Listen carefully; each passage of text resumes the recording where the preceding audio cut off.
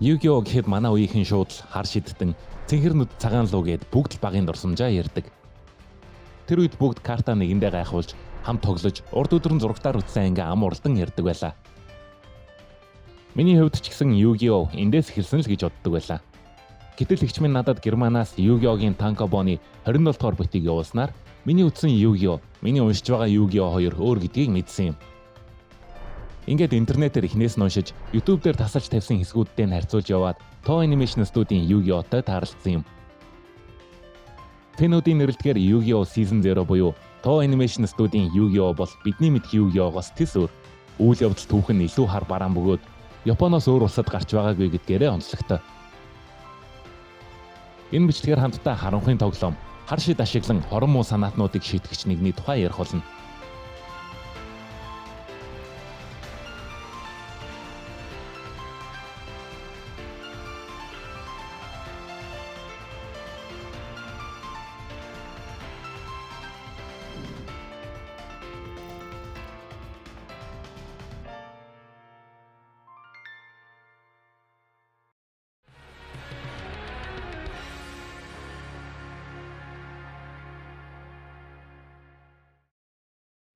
Мангака Такахаши Казукигийн Yu-Gi-Oh буюу тоглоомын хаан цуврал нь 1996 оны 9-р сарын 17-ноос Weekly Shonen Jump сэтгүүлээр хэвлэгдэж уншигч олонд хүрсэн билээ.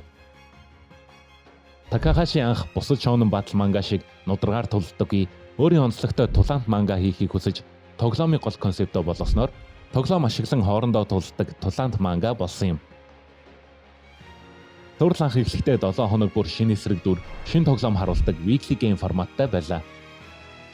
Уншигчдын сонирхлыг ихээр татаж буй манганууд анимашн цувралтай болдог зарчмаар Toho Animation студи эрхийг нь авч анимашн төсөл эхэлсэн юм.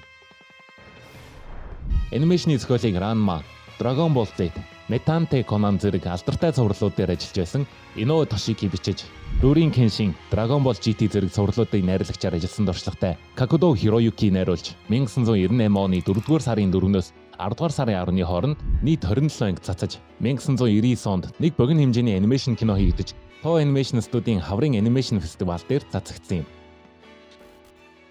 Цувралыг манганы эхний 59 бүлэг буюу картын тоглоомноос өмнөх үеийн үйл явдлыг харуулах School Arc, Death Arc, Monster World Arc гэсэн 3 аркаас хэвлэж хийсэн ба энэ цувралд бидний мэдэх картын тоглоом Duel Monsters нь хальтхан л гарсан юм. Хэрвээ Toho Animation-ы цувралд Duel Monsters гардгүй юм бол яг юунд тэм чухал гэж.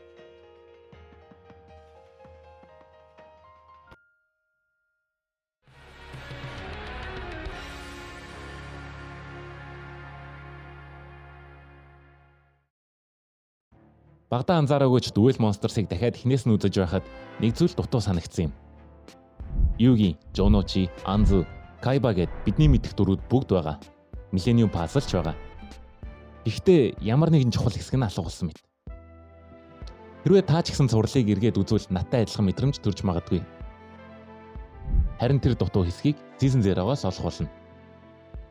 School Arc бол Yu-Gi-Oh-гийн гол дүрүүдийг бидэнд анх танилцуулах арк. Найзуудтай болохыг хүсдэгч ичээд дуурч чаддаггүй Yugi. Танхаа дээрлэхүү харагдахч найзуудынхаа төлөө юу ч хийхэд бэлэн Jonouchi. Yugi-г өмгөөлж хамгаалдаг багын найз Anzu. Ангийн хийхийг Honda. Бас Honda-гийн Crash Miho.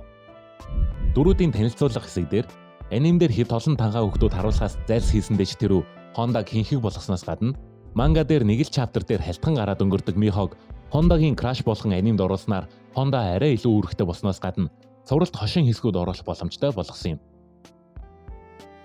Anzu бол Yugi-гийн багын найзаас гадна Yugi-гийн дотор орших өөр Yugi-г анзаарч харснаар үзэгчтэй хамт Yugi-гийн хоёр дахь дүр төрхийг таньж мэдхэд чиглүүлэгч болох чухал дүр юм. Yugi, Jonouchi, Anzu, Honda гэд хожим бидний сайн мэдэх дүрүүд тэдний нөхөрлөл бүгд эндээс эхэлнэ. Мөн Yugi-гийн амьдралыг үрд өөрчлөх Millennium Puzzle-ыг эвлүүлснээр Yugi-гийн дотор өөр нэгэн оршихуй сэрэх мөчим. Yami Yugi бол фэнүүдийн мэдэх Duel Monsters дээр гардаг баатарлаг хаанаас арай өөр.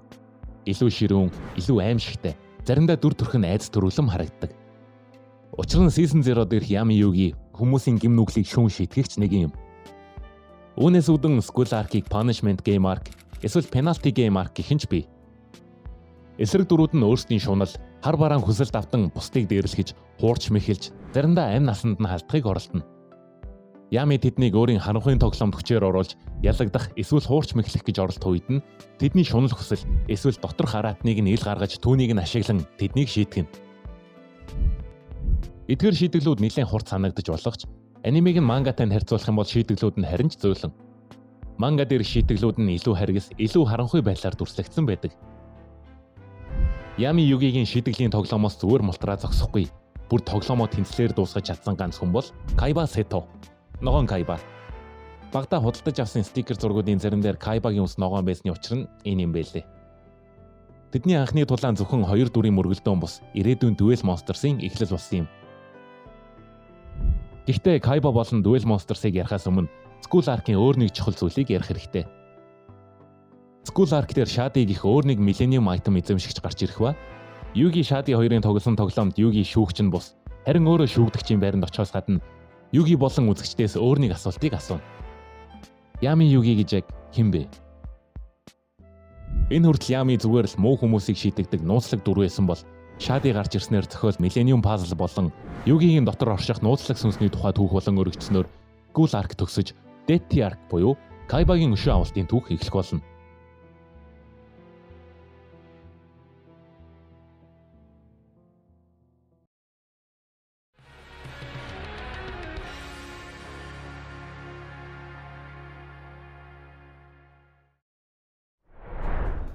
Death Arc нь Yu-Gi-Oh цувралд нэгэн өөрчлөлт оруулсан чухал арк юм. Үүнээс өмнө Yu-Gi-Oh бараг аналог бүтэцтэй байсан ба анги бүрд шинэ эсрэг дүр гарч ирж Yami тэдэнтэй тоглож шийтгэн. Дараагийн ангид шинэ түүх, шинэ эсрэг дүр гарна. Харин Death-ийн хэлбэрийг эвдсэн бөгөөд цувралд анх удаа урт хэмжээний өрнөл, томоохон сорилт, мөн жинхэнэ өрсөлдөгч гарч ирдэг нь Kaiba. Kaiba өмнөх бүх эсрэг дүрүүдээс өөр. Тэр ялагдлаа хүлээн зөвшөөрөхгүйгээс гадна шийдэглээ сайлгүй эсэргээрээ Yami-та тоглосон харанхуйн тоглоом түнд Duel Monsters-ийн виртуал системийг зохиох сэтлөгөө зогсохгүй Yami-та дахин халц тулдгаар иргэн ирдэг. Энэ аркийг зүгээр л Kaiba-гийн өшөө авалтын тухай гэж бодож болохгүй. Энэ арк гол дүрүүдийн нөхөрлөлийг улам бэхжүүлэхээс гадна Yugi Kaiba хоёрын ялгааг харуулдаг. Тийм ч болохоор энэ арк бол Jonochi-гийн гялалзах мөчим. School Arc дээр ээж нь өвчтөд үгэн дагуулад архичин автаа нь орхиод явснаас болж өөрийг нь өмгөөлж хамгаалах хөнгөн улмаас автаа дарамтлуулдаг гэдгийг нь харуулдаг.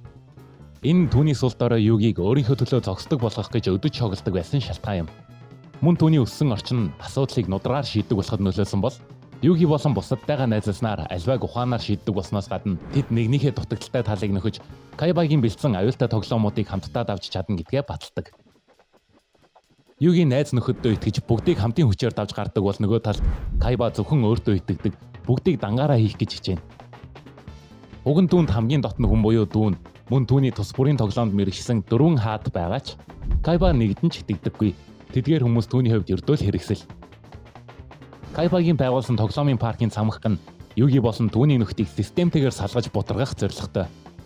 Давхар болгонд өөр тоглоом тоглож, ялвал дараагийн давхар руу гарна. Энэ концепт нь надад Bruce-ийн Dead Game киног санагдуулдаг. Бас нэг зүйлийг анзааруул Kaiba өндөр цамхаг барих их дуртай. Battle City Arc-ийн сүүлийн тулааны цамхаг, бас Dark Side of Dimensions кинон дээр гардаг газраас хэдэн мянган метртж байгаа юм сансрын бааз. Зад тэр яах вэ? Dead дээрх тоглоомуудыг харахад бүгд Kaiba-гийн хатуу дүрм журам, системжилсэн, хяналтад дуртай талуудыг харуулдаг. Dead цамхаг нь үүний илэрхийлэл. Kaiba-гийн цамхгийн ачаар Yugi, Yami Yugi-гээ сайхаа болж нэгдэж чаддгаас гадна найзууд нь ч түүний 2 өөр дүр төрхийг хүлээж авдаг.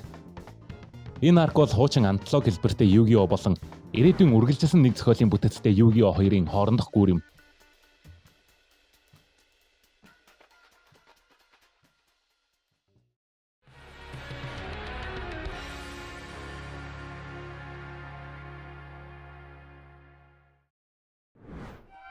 Monster World Arc нь өмнөх 2 арктай харьцуулахад маш богино. Ердөө 3 ангиас бүрдэх учраас ярих зүйл тийм ч их биш. Гэхдээ бас чухал биш гэж байгаа юм биш.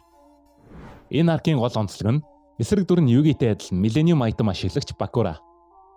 Өмнө нь Шади гарч ирэхдээ 2 Millennium item ашиглаж байсан ч Юги шиг харанхуйн тоглоом тоглох үедээ өөр хүн болж хөвөрлөгөө тоглож байсан болохоор ганц Югигийн Millennium Puzzle дотор өөр нэг сүнс байдаг байх гэсэн ойлголт өгсөн бол Бакура Югитэй адил дотроо өөр нэг оршихуйтай нэгэн байсан нь үзэгчдийн анхааралд Millennium item-уудыг эргүүлэн авчирдаг.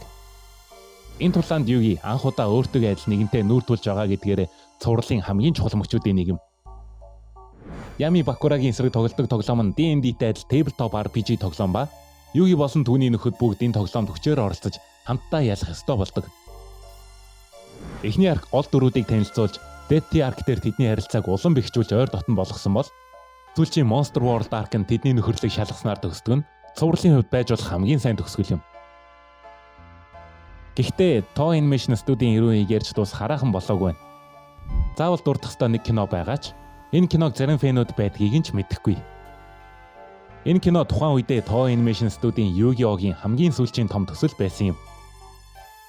Киноны үйл явдал нь School Arc эсвэл Death шиг том үйл явдалтай биш. Үндсэн зохиолтой холбогддоггүй ч тухайн үеийн үзэгчдэд Duel Monsters-ыг танилцуулж дараагийн Duel Monsters цувралын суурийг тавьсан гэж хэлэхэд нэх буруудахгүй байх.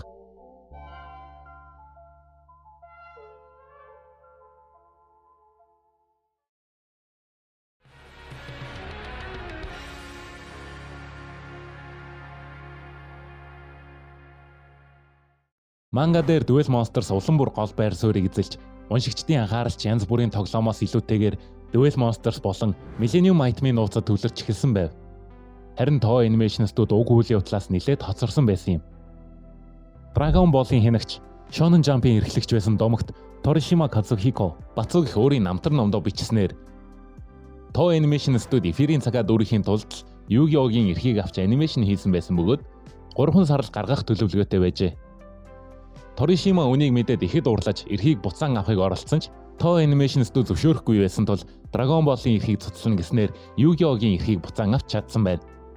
Энэ түүний Yu-Gi-Oh-гийн цаашдын ирээдүй болон картын тоглоом нь амжилттай болох боломжийг олж харсны баталгаа юм. Уг цувралын хийц дүрслэл нь өөрөө үүний баталгаа юм. Yu-Gi-Oh-гоос ердөө 1 жилийн өмнө дуусан Dragon Ball GT-тэй харьцуулбал дүрийн модель, гэрэл сүдэр, анимашны хөдөлгөөнгээд бүгд сул. Бараг 1986 оны Dragon Ball-оос ч өмнө гарсан гэмээр харагддаг. Тэглээгээд бусад зүйлсийг нь муу гэж хэлж болохгүй. Цувралын сул талыг нь нөхөж, дөрүүдийг амь оруулсан дуу урлагчдыг заавал ярих хэрэгтэй. Morikawa Toshiyuki, Jonouchi-гийн хөнгөн, хоржоонтой, танхаа байдлыг, Okiayu Ryotaro, Honda-гийн чигч, шудраг занган, Kakuzu Yumi, Anzu-гийн өхөөрдөн боловч зөрөгтэй занг маш сайн харуулдаг. Midorikawa Hikaru-ч ихэнх үеийн Kaiba-гийн садистик талыг сайн гаргасан юм шиг санагддаг. Харин Yugi-гийн дуурлагч Ogata Megumi хоёр өөр Yugi-гийн зан чанарыг маш сайн харуулсан гэж хэлнэ. Kazama Shuni Yugi-г муу гэж хэлэх гээгүй л дээ. Мэдээж Yugi-г түүний хоолойгүйгээр төсөөлхийн аргагүй ч Battle City Arc-аас хоолойгоо салгаж эхэлдэг бол Ogata Megumi анхнаас нь Yami Yugi-гийн өөртөө итгэлтэй, нууцлаг, аюултай талыг харуулдаг. Мөн уг цувралын анги болгонд өөр өрсөлдөгчийн эсрэг өөр тоглоом тоглодог учраас тоглоомын хаан гэсэн нэрнийхээ утгыг төгс харуулсан гэж боддог. Yu-Gi-Oh! Duel Monsters нь Duelist Kingdom Arc-аас эхэлдэг учраас гол дөрүүд аль хэдийн найзууд болчихсон байдаг ба тэдний нөхөрлийн эхлэлийг харуулсан эсгүүдийг дундуур нь филлер маягаар оруулсан байдаг. Японы үзэгч фэнүүд Duel Monsters гарахаас 2 жилийн өмнө Toei Animation-ы цувралыг үзсэн байсан болохоор тэдэнд нэг түүхээ дахин шинээр үзэх шаардлага байгаагүй ч олон улсын үзэгчдэд энэ боломж байгаагүй юм. Бичлэг маань сонирхолтой юу? Миний дээр ярьсан зүйлс өрдөө тална. Цуврал дүрийн хөгжүүлэлтүүдээс гадна тоглоомууд болон дайснууд тэдний шийдгэлгээд яриагүй үлдсэн олон сонирхолтой зүйлс байгаа. Хэрвээ Yu-Gi-Oh-г ном гэж төсөөлвөл бид эхний бүлгийг огцохож үзэлгүй шууд 2 дугаар бүлгээс үсрээд орсон гэж болно. Тиймээс Yu-Gi-Oh-г дахин үзхийг хүсвэл Season 0-ыг заавал үзээрэй гэж хэлмээр байна.